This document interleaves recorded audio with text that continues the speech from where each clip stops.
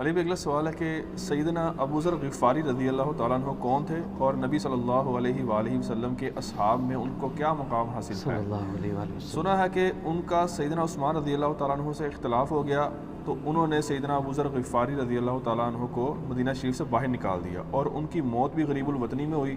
Please ان کے فضائل و حالات و واقعات پر کچھ روشنی ڈال۔ سر ابو ذر غفاری رضی اللہ تعالیٰ عنہ کے تو حالات بیان کرنے کے لیے بڑا پتھر کا دل چاہیے، اتنے سوز و گداز والی زندگی ہے ان کی۔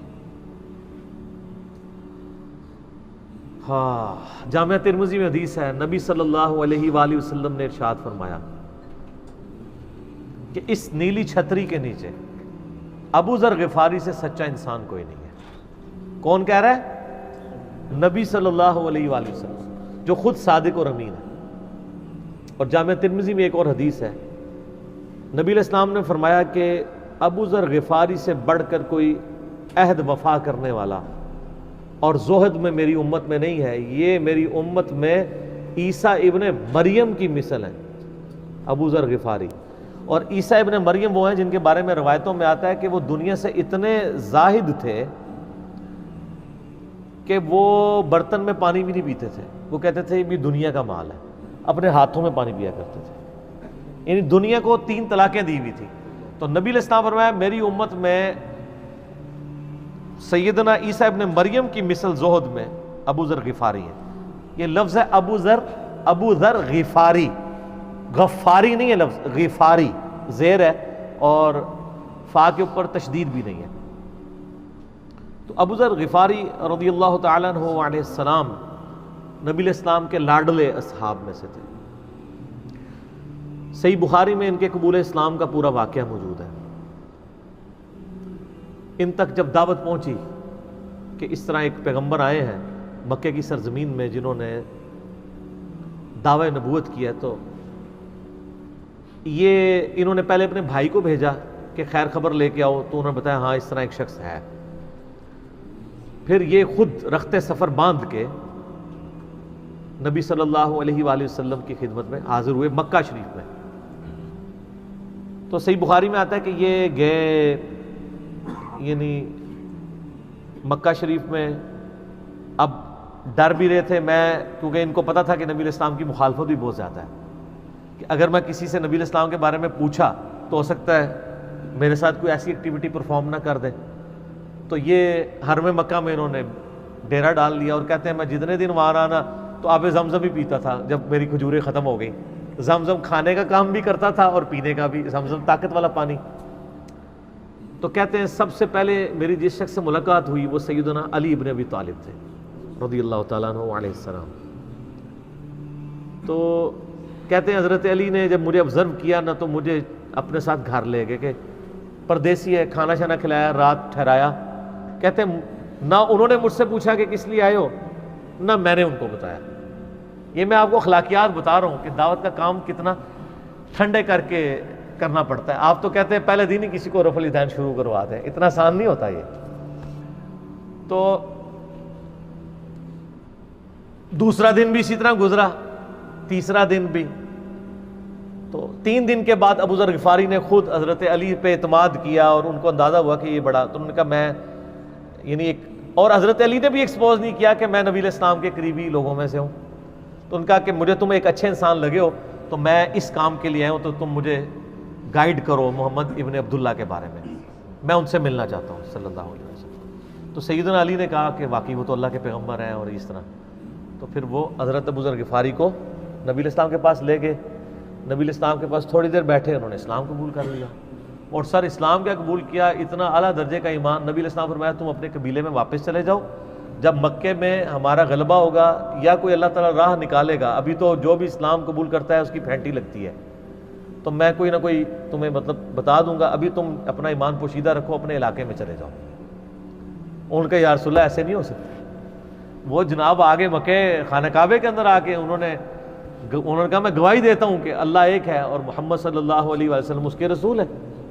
تو مشرکین عرب ان پہ ٹوٹ پڑے، خوب مارا، حتیٰ کہ عباس بن عبد المطلب جو اس وقت تک مسلمان نہیں ہوئے تھے، نبی علیہ السلام کے چچا تھے، لیکن چونکہ بنو ہاشم سے تھے اور بنو ہاشم آپ کو پتہ ہے متولی تھے کعبہ شریف کے، انہوں نے اپنے آپ کو ابو ذر غفاری کے اوپر گرا لیا کہ تاکہ ان کو کوئی مارے نہ. انہوں نے کہا تمہیں پتہ نہیں ہے قبیلہ یعنی غفاری قبیلے سے تعلق رکھتا ہے تو اس کے قبیلے کے لوگ آ کے یہاں پہ لڑائی کریں گے ہم سے, کیونکہ قبائلی سسٹم تھا نا, اس میں یہ نہیں دیکھا جاتا تھا کہ اس کا مذہب کیا ہے, پہلے نمبر پہ دیکھا جاتا ہے یہ ہمارے قبیلے کا ہے, تم نے ہمارے قبیلے کے بندے کو مارے تمہیں نہیں چھوڑیں گے. اسی وجہ سے آپ دیکھیں نا بنو ہاشم اسلام قبول نہ کرنے کے باوجود نبی علیہ السلام کی پشت پہ تو کھڑے رہے نا, اور یہ پہلے بھی ہوتا رہا. قرآن حکیم میں آتا ہے نا کہ شعیب علیہ السلام کی قوم کیا کہتی ہے کہ اے شعیب اگر تیرا قبیلہ تیرے ساتھ نہ ہوتا کب سے تیرا کام کر چکے ہوتے. اس لیے انبیاء ڈومیننٹ قبائل میں آتے ہیں جو شریف النفسی والے ہوتے ہیں, جن میں ایک سسٹم ہوتا ہے پورا. تو اور پھر جو ہے نا وہ اگلے دن پھر ابو ذر غفاری نے اس طرح کلمہ پڑھا, پھر ان کی پٹائی ہوئی, پھر حضرت عباس نے ان کو بچایا اور پھر وہاں سے یعنی وہ چلے گئے. یہ پوری حدیث صحیح بخاری میں ہے, اور بلکہ بخاری میں پورا ایک چیپٹر ہے ابو ذر غفاری کے اسلام لانے کا واقعہ. امام بخاری نے ابو ذر غفاری کا پروٹوکول یہ رکھا ہے کہ اسلام کا پورا چیپٹر بنایا ہے ابو ذر غفاری کے اسلام لانے کا واقعہ. باقی یہ درویش صفت آدمی تھے اور دنیا کو 3 طلاقیں دی ہوئی, اور وہ اس لیے کہ انہوں نے نبی علیہ السلام کو بڑا کلوزلی آبزرو کیا تھا. نبی علیہ السلام کی جتنی احادیث دنیا سے زہد اور دنیا پرستی کی مذمت پہ ہے نا, اکثر احادیث کے راوی ابو ذر غفاری ہیں. چونکہ انہوں نے نبی علیہ السلام کو بڑا کلوزلی آبزرو کیا ہوا تھا, تو اس لیے وہ صحابہ کرام پہ جب دنیا کے خزانے کھول دیے گئے, اور بعض اصحاب اور بعض تابعین میں انہوں نے جب دنیا کی محبت میں غلبہ اور عیاشی کا لیول دیکھا تو ان سے وہ برداشت نہیں ہوتا تھا. انہوں تو نبی علیہ السلام کی صحبت کی ہوئی تھی, وہ کہتے تھے یہ دیکھو یار ہم لوگ تو فاقے کرتے تھے اور ہمارا پیغمبر ہمیں یہاں تک تعلیمات دیتا تھا کہ اے اللہ محمد اور آل محمد کو بس اتنا ہی رزق دینا کہ روح اور جسم کا رشتہ برقرار رہے. یہ حدیث بخاری و مسلم میں ہے, اور بخاری و مسلم میں حدیث ہے حضرت عمر کو نبی علیہ السلام نے ڈانٹتے ہوئے کہا جب وہ چٹائی کے نشان دیکھے, ان کا یا رسول اللہ رو پڑے کہ کیسر و کسرا تو دنیا کے مزے لوٹ رہے ہیں اور آپ اللہ کے نبی ہیں. تو آپ فرمایا کہ تم اس پہ خوش نہیں کہ وہ دنیا کے مزے لوٹیں اور تم آخرت کی سعادت لوٹو, اور لگتا ہے عمر تم پہ دنیا کی حقیقت آج بھی نہیں کھلی. جن لوگوں کے سامنے یہ ساری چیزیں تھیں, جن لوگوں نے نبی علیہ السلام کا وہ پیریڈ دیکھا تھا, پھر ان کو یہ بھی پتا تھا کہ بخاری و مسلم میں نبی علیہ السلام کے جو آخری خطبات میں سے شہدائے احد کے اوپر جو نماز جنازہ آپ نے 8 سال بعد پڑھی, اور وہاں پہ آپ نے جنازے یعنی ادھر قبرستان میں خطبہ دیا عبرت کے لیے, اور اس میں کئی چیزیں تھیں. ایک تو یہ تھی کہ یہ یہاں پہ وہ لوگ دفن ہیں جنہوں نے اسلام کے لیے قربانی دی ہے, اور ان کا پھل تم نے کھانا ہے. وہ دنیا سے اسی طریقے سے گئے ہیں, کفن میں نہیں دیا گیا کئی لوگوں کو. نمبر 2, اسی میدان میں مال غنیمت سمیٹنے کی وجہ سے ایک فتح شکست میں بدل گئی تھی, جبکہ اللہ کے نبی بھی موجود تھے, اللہ نے اس کا بھی لحاظ نہیں کیا, اور وہ فتح شکست میں بدل گئی کہ انہوں نے مال غنیمت لپیٹنے میں نبی علیہ السلام کی حکم عدولی کر دی, تو تاکہ بعد میں یہ معاملہ نہ ہو. تو وہاں آپ کا خطبہ بخاری مسلم دونوں میں ہے.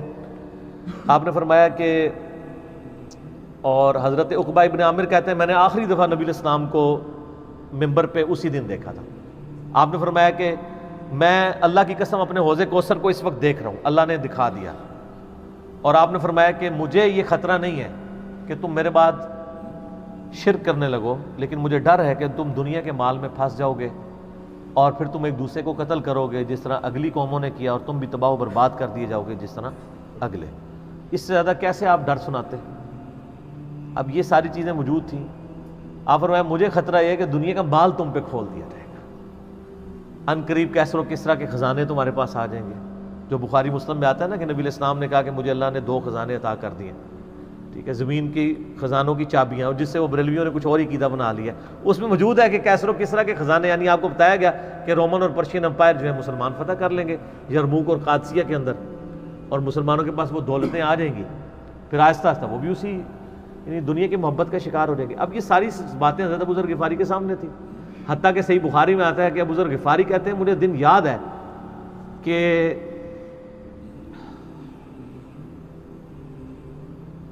نبی علیہ السلام نے فرمایا کہ ابو ذر وہ احد پہاڑ دیکھ رہے ہو؟ تو کہتے ہیں میں نے احد پہاڑ کی طرف دیکھا اور میں یہ سوچ رہا تھا کہ ابھی مجھے آپ کسی کام کے سلسلے میں وہاں بھیجیں گے.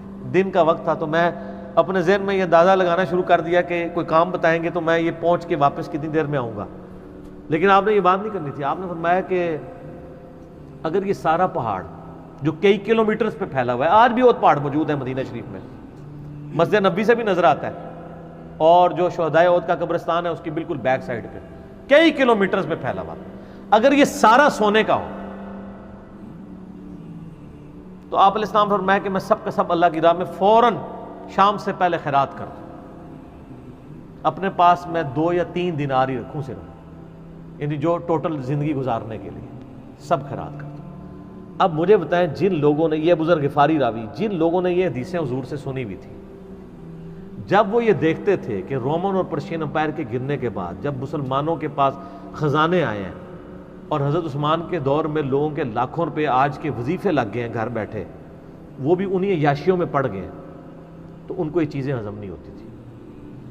تو یہ شام ہجرت کر گئے تھے. نبی علیہ السلام نے پہلے ہی کہا تھا، المستدرک الحاکم میں تو ڈیٹیل موجود ہے. یہاں پہ میں آپ کو ضمن بتا دوں، اکثر لوگ صحابہ کرام کے حالات و واقعات کے بارے میں پوچھتے ہیں، مطلب پوری زندگیاں لگ جائیں تو وہ واقعات بیان کرتا رہے انسان، ختم نہیں ہوتے. اس میں 3 بڑی کتابیں ہیں جو یعنی اہل سنت کے ائمہ نے لکھی ہیں. اس میں جو ٹاپ آف دا لسٹ کتاب ہے وہ ہے اسد الغابہ. امام ابن اثیر المتوفی 630 ہجری نے 8000 صحابہ کے حالات و واقعات جمع کیے ہیں اس کے اندر. یہ اردو میں ترجمہ ہو چکا ہے شرح کے ساتھ. اس کی شرح لکھی ہے الاصابہ امام ابن حجر اسقلانی نے، المتوفی 852 ہجری. 8000 صحابہ کے حالات و واقعات، یہ سب سے بڑا ذخیرہ ہے ہمارے پاس. اسد الغابہ کی شرح الاصابہ، اور ایک اور کتاب ہے امام ابن عبد البر المتوفی 463 ہجری الاستیاب، ان کی کتاب ہے. وہ ابھی اردو میں ٹرانسلیٹ نہیں ہوئی ہے. اور اس کے علاوہ فضائل صحابہ جو چیپٹر ہیں بخاری میں، مسلم میں، وہ آپ کو چند ایک واقعات ملیں گے. ڈیٹیلڈ آپ کو المستدرک للحاکم میں جو 4تھی اور 5ویں جلد ہے نا، جو اردو ترجمے والی بریلویوں نے چھاپی ہے، وہ تو ساری ہے ہی صحابہ کرام کے بارے میں، اور ڈیٹیلڈ حالات ہیں. ابو ذر غفاری کے بارے میں بھی آپ کو آلموسٹ جتنی میں حدیثیں بیان کر رہا ہوں آپ کو مل جائیں گی. اس میں یہ حدیث نبی علیہ السلام نے، یعنی یہ حدیث ہے المستدرک للحاکم میں صحیح سند سے، کہ فرمایا آپ علیہ السلام نے کہ ابو ذر تیرا کیا حال ہوگا جب تو بھوسا لوگوں میں رہ جائے گا. اور آپ نے یوں انگلیاں ڈالی. اور ابو ذر غفاری کا انتقال 32 ہجری میں ہوا ہے حضرت عثمان کے دور میں. یہ بات عبداللہ بن عمر بن عاص کے بارے میں نہیں کہی تھی؟ وہ بھی ہے، وہ تو صحیح بخاری میں ہے. عبداللہ بن عمر بن عاص کو نبی علیہ السلام نے فرمایا تھا کہ تو بھوسا لوگوں میں رہ جائے گا. سیم الفاظ حضرت ابو ذر غفاری کے بارے میں حاکم میں ہے. آپ مستدرک الحاکم کا چیپٹر کھول لیں. وہ تو یزید کے دور تک گئے تھے نا، یہ حضرت عثمان غنی کے دور میں بہت ہوئے. یعنی حضرت عثمان غنی برے نہیں تھے نعوذ باللہ، یعنی ان کے دور میں عیاشی کا لیول لوگوں کا یہ ہو گیا تھا. تو یہ یعنی اس میں پھر حدیث میں الفاظ ہیں نبی علیہ السلام سے، پھر انہوں نے کہا یا رسول اللہ میں کیا کروں، تلوار اٹھا لوں؟ آپ فرمایا صبر کرنا اور اپنی زبان سے تم حق بات کی تلقین کرتے رہنا، پھر آپ کو حاکم میں ملے گا. نبی علیہ السلام فرمایا کہ عنقریب تمہیں مدینے سے نکال دیا جائے گا، شام چلے جاؤ گے وہاں سے بھی نکال دیا جائے گا. اور سر ایک بڑی دردناک حدیث ہے ابو ذر غفاری کے بارے میں، وہ حاکم میں ہی ہے، المستدرک الحاکم میں.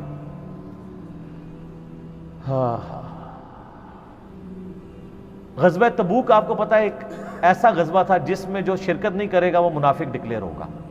قرآن میں فتویٰ آ گیا تھا. اس سے پہلے کبھی نفیر عام نہیں تھی. یہ پہلا اور آخری موقع تھا، کیونکہ رومن امپائر سے ٹکرانا تھا. سپر پاور تھی دنیا کی، 1.5 لاکھ کی فوج لے کے کیسرے روم بارڈر پہ آ گیا تھا عرب کے. تو نبی علیہ السلام نے اناؤنسمنٹ کی کہ بھئی اب سب نے جانا ہے، جو نہیں جائے گا منافق شمار ہوگا، الا یہ کہ کسی کے پاس ریسورسز نہ ہو، یا کوئی مریض ہو، یا کوئی عورت ہو، یا کوئی معذور ہو. منافقین آگے بہانے کر رہے تھے. کچھ سادہ لوگ مسلمان بھی اس کا حصہ بن گئے. بخاری مسلم میں 3 اصحاب کی توبہ کا واقعہ بھی موجود ہے، وہ بھی میری ویڈیو ریکارڈڈ ہے. تو کعب بن مالک کی رضی اللہ تعالیٰ عنہ علیہ السلام، تو کچھ لوگ جو ہے وہ یعنی اپنے ان معاملات کی وجہ سے کچھ پیچھے بھی رہ گئے. تو المستدرک الحاکم میں آتا ہے کہ صحابہ کرام کہتے ہیں کہ ہم نبی علیہ السلام کے ساتھ سفر پہ نکلے نا جب، تو نبی علیہ السلام کو آ کے کوئی بتاتا تھا، کہتا تھا یا رسول اللہ وہ جو فلاں بندہ تھا نا وہ بھی کوئی نہیں آیا، پیچھے رہ گئے. تو آپ علیہ السلام پرواہ نہیں کرتے تھے. پھر بتایا گیا یا رسول اللہ وہ بھی کوئی نہیں، یعنی جڑے نعرے مارتے سن اچھے اچھے جدو ایتھے کسی نے دسایا جائے گا سر وہ تہاڈا پکا جڑا یار ہے بیلی وہ بھی کوئی نہیں جے. تو حضور علیہ السلام کو لوگ نا فیڈ بیک دیتے یا رسول اللہ وہ بھی غائب ہے, وہ بھی نہیں آیا. اب 30,000 کے لشکر میں آپ نے کوئی ریکارڈ تو نہیں رکھا تھا, رجسٹر تھا, لیکن کدھر 30,000 بندوں میں کدھر کوئی رکھ سکتا ہے صاحب اس طرح, یا رسول اللہ وہ بھی رہ گیا وہ بھی. تو حضور علیہ السلام کہتے ہیں ٹھیک. آپ فرماتے تھے اللہ چاہے گا تو آ جائے گا, نہیں آئے گا تو نہیں آئے. تو کسی نے کہا کہ وہ ابو ذر غفاری بھی پیچھے رہ گیا. آیا اور ابو ذر کو اس کے اونٹ نے روک لیا. اونٹ ہی نہیں اٹھ رہا تھا نا سر, وہ آپ کو گاڑی تو نہیں ہے نا جو سٹارٹ کر لیں گے آپ. اونٹ چلنے سے انکار کر دیں, کوئی کر سکتا ہے؟ اور سر سفر کتنا ہے؟ 700 کلومیٹر. 700 کلومیٹر کا ریگستانی سفر آج کے دور میں بھی کرنا مشکل ہے. سائیکل پہ نہیں آپ کر سکتے, پیدل تو آپ سوچ بھی نہیں سکتے. اونٹ کے بغیر کیسے ہو سکتا ہے, جس میں آپ کو اونٹ اس لیے بھی ضروری ہے کہ اس کے اوپر آپ نے سامان لادنا ہے. پانی نہیں راستے میں پینا, ریگستان میں تو کئی کلومیٹرز تک کچھ بھی نہیں ہوتا, بھوکے پیاسے مریں گے. پھر آپ قافلے سے بھی جدا ہیں. تو ابو ذر غفاری کوشش کرتے رہے کس طریقے اونٹ, اسی دوران قافلہ نکل گیا آگے, تو وہ اونٹ اٹھا ہی نہیں ہے. تو حضرت ابو ذر غفاری نے اپنا سامان اپنی پیٹھ پہ لاد لیا, پیدل چل پڑے ریگستانی سفر میں. حاکم کی روایت ہے کہ ہم نے دیکھا دور سے ایک اکیلا شخص آ رہا ہے جس کی پیٹھ کے اوپر بورا لدا ہوا ہے. تو نبی علیہ السلام کی آپ محبت دیکھیں, آپ نے فرمایا کہ تو ابو ذر ہو جا, یعنی جو آنے والا شخص ہے تو ابو ذر ہو. یعنی حضور نے خواہش کا اظہار کیا. آپ کو نظر تو نہیں آ رہا تھا یہ کون آ رہا ہے, آپ کی محبت, آپ کو پتا تھا ابو ذر غفاری نہیں رہ سکتا پیچھے. تو صحابہ کہتے ہیں آپ نے فرمایا تو ابو ذر ہو جا. تو صحابہ کہتے ہیں تھوڑی دیر بعد جب وہ قریب آئے تو ہم نے پہچان لیا ابو ذر غفاری ہیں. تو جب ہم نے پہچان لیا نا تو حضور علیہ السلام نے ان کے پہنچنے سے پہلے آپ نے فرمایا ابو ذر کو دیکھو اکیلا آ رہا ہے, اکیلے ہی دنیا سے جائے گا اور قیامت دن بھی اکیلا اٹھایا جائے گا. دنیا سے کیا کہہ رہے گے. صحیح بخاری میں آتا ہے کہ حضرت عثمان غنی رضی اللہ عنہ کے دور میں چکے, یہ اس حدیث کا بھی کچھ حصہ باقی ہے, میں بعد میں بیان کروں گا, پہلے میں اس کو کنکلوڈ کر لوں. کہ صحیح بخاری میں آتا ہے کہ حضرت ابو ذر غفاری شام چلے گئے تھے, وہاں پہ چونکہ گورنر تھے حضرت معاویہ رضی اللہ تعالیٰ عنہ. وہ قرآن کی وہ جو سورہ توبہ کی آیات ہے نا کہ جو لوگ سونا اور چاندی جوڑ کے رکھتے ہیں یہ گرم کر کے ان کی پیٹھوں پہ ان کے ماتھے کے اوپر لگایا جائے گا قیامت والے دن. تو وہ یہ آیت پڑھا کرتے تھے اور حضرت معاویہ سے ان کا جھگڑا رہتا تھا کہ تم لوگ جو یہ مال جوڑ رہے ہو نا اور یہ اتنے خزانے تم لوگوں نے بنا لیے ہیں, یہ نبی علیہ السلام کی تعلیمات کے خلاف ہے. تو حضرت معاویہ کہتے تھے یہ تو اہل کتاب کے بارے میں آیات نازل ہوئی ہیں. تو وہ کہتے تھے نہیں, یہ سب کے بارے میں ہے.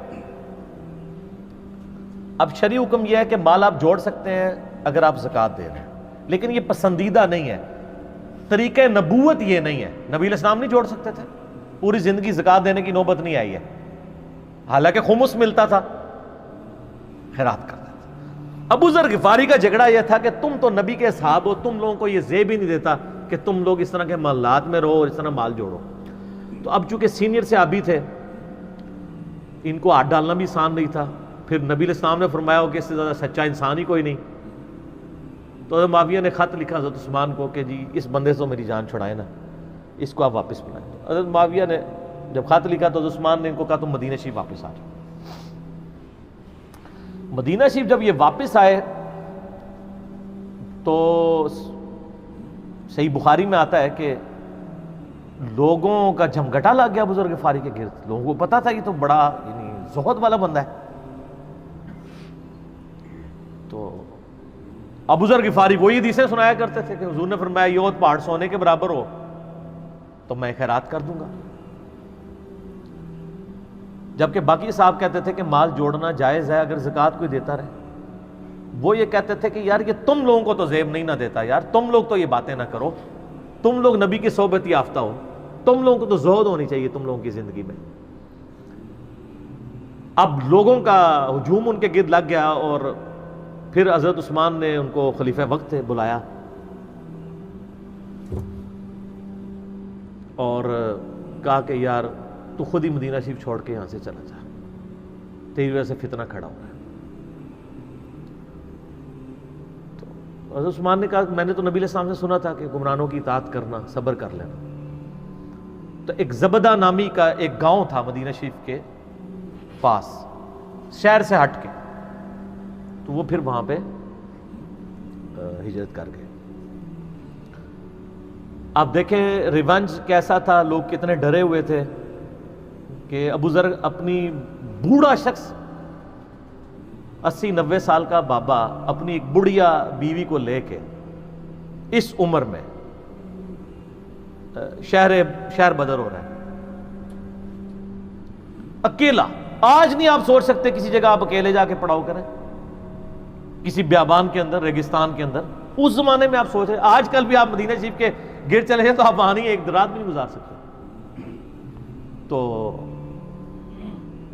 کوئی شخص حضرت ابو ذر غفاری کو سی آف کرنے نہیں آیا سوائے حضرت علی کے، اور وہ بھی مدینہ کی باؤنڈری تک آئے۔ ان کو پتہ تھا ان کے سٹانس کے بارے میں، اور حضرت علی نے ان کو جب سی آف کیا تو کہا کہ میں چونکہ حکمران وقت کی اطاعت کا پابند ہوں، میں مدینہ کی باؤنڈری سے باہر نہیں جاؤں گا۔ اگر مجھے کوئی اس طرح کا یعنی حکم اجازت مل جاتی تو میں تیرے ساتھ جاتا۔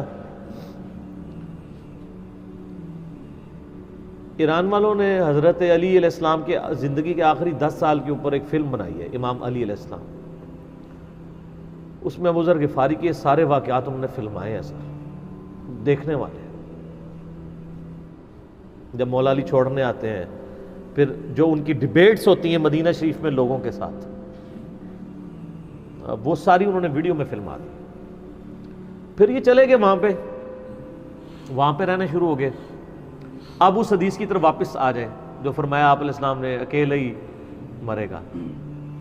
تو ابو ذر غفاری، اس حاکم کی روایت میں آتا ہے ابو ذر غفاری کی موت کا وقت قریب آ گیا، صرف بیوی ہے پاس۔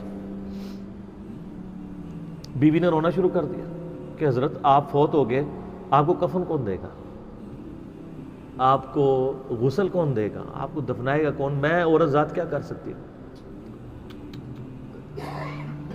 حضرت ابو ذر نے کہا کہ نبی علیہ السلام سے میں نے سنا تھا کہ تو اکیلا مرے گا، پھر مسلمانوں کا ایک قافلہ وہاں سے گزرے گا جو تجھے کفن دے کے دفنائے گا اور جنازہ بھی پڑھے گا۔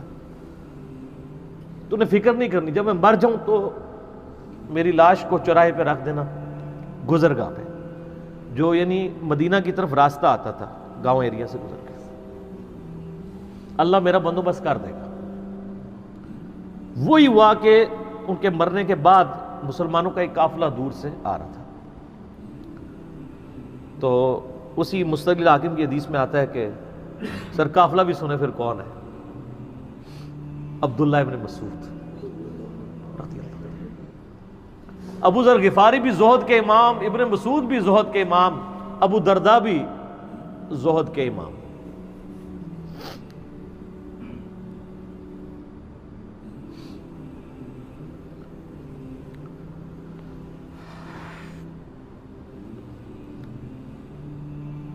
ابن مسعود رضی اللہ تعالیٰ عنہ جب وہاں پہ رکے، ان کو تو نہیں پتا تھا یہ کون ہے، تو انہوں نے کہا بی بی کیا وہ، ان کا میرا خامند مر گیا ہے، ان کا یہ کون ہے، تو انہوں نے کہا ابو ذر غفاری۔ عبداللہ ابن مسعود کی چیخ نکل گئی، چیخ ماری انہوں نے، ان کا واہ۔ اللہ کے نبی نے فرمایا تھا کہ ابو ذر اکیلا آ رہا ہے تبوک کے موقع پہ، دنیا سے بھی اکیلا جائے گا، اور قیامت الدن بھی اکیلا اٹھایا جائے گا۔ یعنی اب اسی سرزمین سے ہی اس نے اٹھنا ہے نا، ہر بندے نے اپنی قبر سے اٹھنا ہے، یعنی وہ مسلمانوں کے قبرستان میں بھی دفن نہیں۔ ایک یہ جو مزار کی رٹ لگائے پھرتے ہیں، میں ان سے پوچھتا ہوں تمہارے بابوں کی کیا اوقات ہے، ابو ذر غفاری کا مزار دکھاؤ کتنا ہے،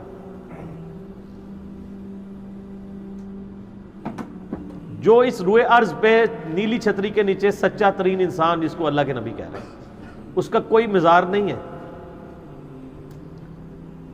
غریب المتنی میں مرا ہے، اس کی قبر بھی ایسی جگہ ہے جہاں مسلمانوں کے پاس قبریں بھی کوئی نہیں ہے. ایک ریگستان میں اکیلی قبر ہے، اس قبر کا بھی کسی کو نہیں پتا، اس پہ کوئی مزار بھی نہیں ہے، اور قیامت الدین بھی اکیلا اٹھایا جائے گا، یعنی قیامت تک وہاں پہ کوئی قبرستان بھی نہیں بنے گا. ظاہر نبی علیہ السلام کی یہ بھی خبر ہے، تو کیا وہ ناکام ہو گیا اگر مزارات ہی دلیل ہے کامیابی کی؟ تو عبداللہ ابن مسعود رضی اللہ عنہ نے ان کو غسل دیا، کفن دیا اور دفنا دیا. یہ پوری ڈیٹیلز آپ کو المستدرک الحاکم میں مل جائیں گی. تو ابو ذر غفاری ان چند شخصیات میں سے ہیں جن میں پوری امت کا اتفاق ہے ان کی نیکوکاری کے اوپر. شیعہ بھی ان کو بہت رسپیکٹ دیتے ہیں، اہل سنت بھی دیتے ہیں، صوفیاء کے ہاں بھی ان کو امام مانا جاتا ہے زہد کی وجہ سے. آپ تصوف کی جتنی کتابیں پڑھیں، چاہے امام غزالی کی ہوں، رسالہ قشیریہ پڑھیں اور لوگوں کو بھی پڑھنا شروع کریں، تو ابو ذر غفاری آپ کو زہد کے امام کے طور پہ ملیں گے کہ ان کی زندگی میں یعنی یہ زہد تھا کہ انہوں نے کس طرح کی زندگی گزاری ہے. سر لوگ مجمع میں مرتے ہیں، ان کو یاد کوئی نہیں کرتا، اور ابو ذر غفاری کو آج بھی دنیا یاد کر رہی ہے، ہم بھی یاد کر رہے ہیں رضی اللہ تعالیٰ عنہ علیہ السلام. اللہ تعالیٰ قیامت والے دن ہمیں ایسے نیکوکار لوگوں کا ساتھ نصیب فرمائے. آمین ثم آمین.